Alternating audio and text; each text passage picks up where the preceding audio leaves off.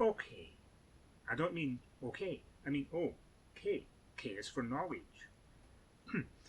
K is for knowledge, right? Knowledge, as they say, is power. And in our game, that's definitely true. Any knowledge in whichever field of endeavour that you do is generally a good thing. I think the love of acquiring and sharing knowledge is also very important.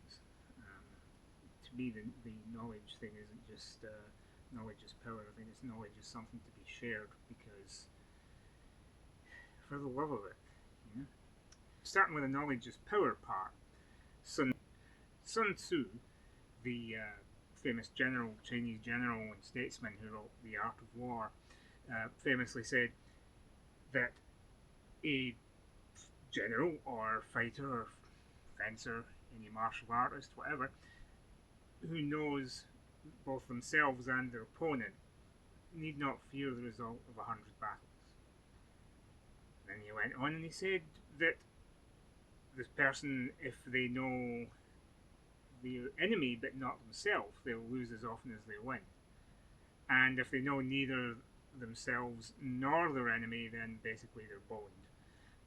Interestingly, it doesn't say what happens if they know their selves and not their enemy, but one presumes it's somewhere along that flip a coin 50-50 could go either way kind of mark.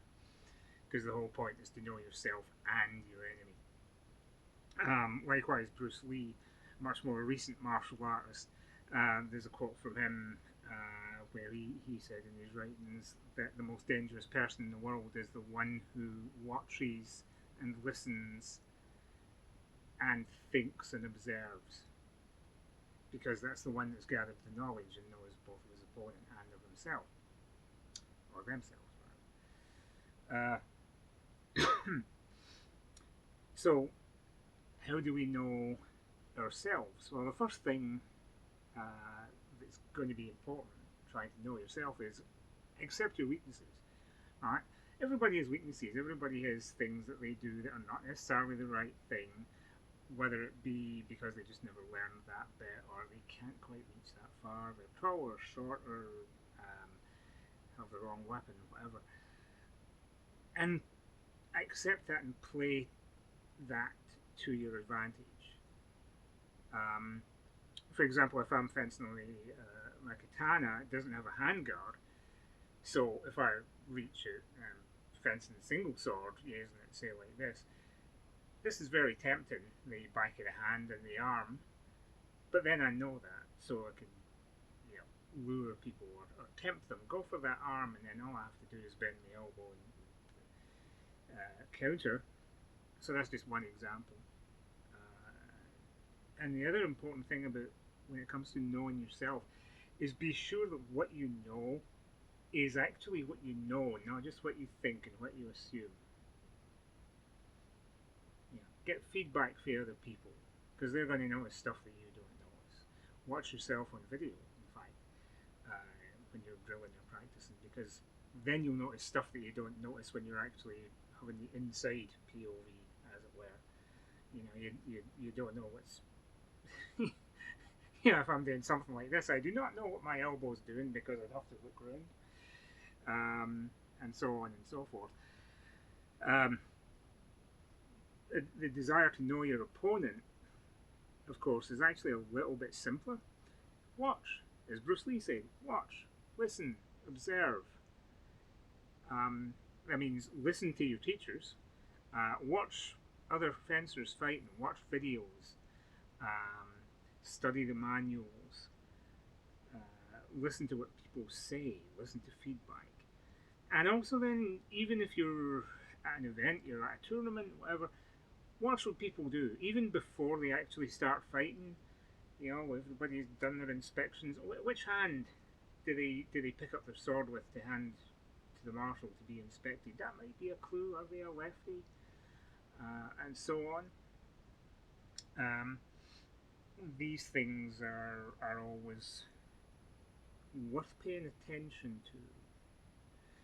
But again, there's also that element of be sure that what you know is what you know and not what you're assuming. You will often see this is a slight diversion, something basically that I wanted to talk about, but didn't really have another subject for when it comes to choosing a letter for it to be for in this casual alphabet.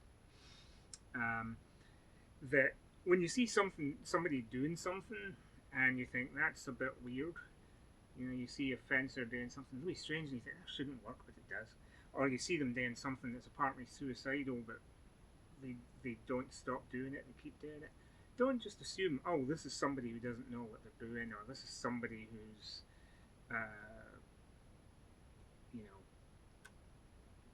been reading that manual or this, whatever. Ask them. This is doubly important if you're planning to be teaching or coaching. Always ask somebody. They don't have to answer, of course. Although I would like to think that if somebody asks you or me, that we would answer, because we want to help spread the knowledge, not necessarily how to kill us, but how to go about increasing the general spread of good fencing.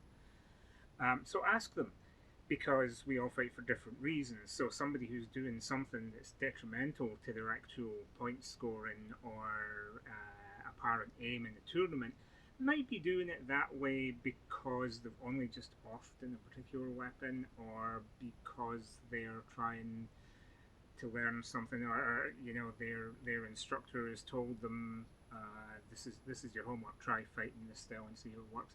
For the most part, if people are doing something that doesn't work, they will change it. They will notice it doesn't work, and so they'll try something else. It's very rare that you really, I think, would want to tell somebody, oh, don't do that, do this. And even on those rare occasions, well, my personal preference to say, have you thought about trying it this way? Because you can't just assume. Right? Knowledge is knowledge, not assumption. Is what I'm saying here.